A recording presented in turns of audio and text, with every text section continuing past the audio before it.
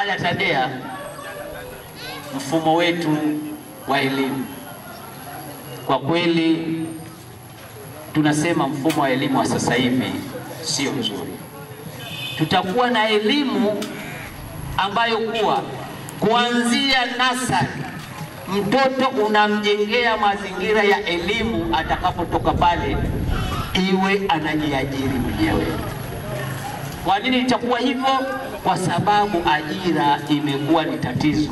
Kila ambaye anaenda shule anajengwa mazingira kwamba utakuja kuajiriwa na serikali, na kwa elimu inayotolewa kwa kweli haiwezi ikakilika. Kwa hiyo tunaomba mfumo wa elimu utabadilika. Kuhusu afya, kwa sababu sisi tumepata uhuru kwa kupambana na maadui wakuu watatu: njaa, ujinga na maradhi. Kila jambo tumefikia hatua kubwa, lakini si kwa ile tunayoitaka. Lakini huduma za kijamii zinakwenda vizuri, huduma za afya zinakwenda vizuri. ADA-TADEA tutaboresha zaidi tukichukua serikali. Kama ikiwa unakwenda hospitali unaambiwa dawa kanunue, sisi hutonunua dawa. Kama unaambiwa sijui kipimo gani utoe pesa, sisi hutotoa pesa, kwa sababu pesa ipo. Haiwezekani watu 1,800,000 1,800,000 watu wakapata tabu kwenye matibabu, watu wakapata tabu kwenye elimu, watu wakapata tabu kwenye shughuli nyingine za kijamii. Hilo kwetu sisi itakuwa ni mwiko. Hatusemi kwamba viongozi hawakufanya vizuri. Kila aliyepita kafanya lake na mwingine akafanya lake mpaka tumefika hapa leo. Micheweni ukiteremka kidogo tu karibu itakuwa kama Ulaya, au si kweli jamani? Hakika. Lakini hatujafikia pale tunapopataka zaidi.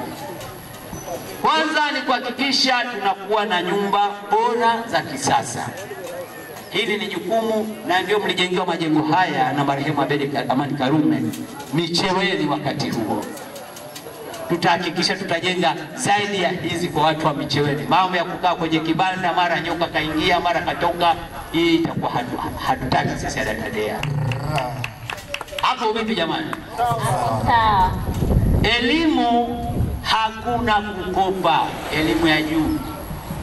Na mimi nataka niwaambie ni kwa nini elimu ya juu viongozi wetu hawakukopeshwa. Wamesoma bila kukopa, lakini kwa nini ikawa nakopeshwa? Tatizo, kuna baadhi ya viongozi ndio wenye kumiliki mashule na vyuo vikuu binafsi.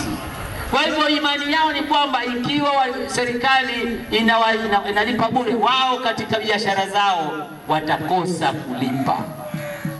Na ndiyo sababu sijui tutakukopesha na mikopo ya elimu. Kuna pesa nyingi zinazoibiwa kwa sababu hakuna mahesabu sahihi. Kwa hivyo sisi ADA-TADEA, elimu mpaka mwisho wa uwezo wako, hutokopeshwa, ni bure, na itakuwa kama zamani. Mwanafunzi anayekaa bodi kila kitu analipa serikali, mpaka taulo, mpaka sabuni ya kukogea, kama ilivyokuwa zamani. Hayo ndio yaliokuwa malengo ya mapinduzi. Kuna mengi ya kuzungumza kuhusu serikali ya muungano. Mimi nikiwa makamu wa rais, pamoja na kuimarisha muungano, tutaimarisha mazingira. Tulisema kwamba kukata miti ovyo kuna haribu mazingira tulionayo, na watu wanakata kwa kiasi kikubwa kwa ajili ya kutafuta kuni. Sisi tutatoa gesi kwa kaya maskini bure kila mwezi, kilo 20 za gesi. Hapo vipi jamani? Hapo sawa. Unatupewa bure, pesa tutapata wapi?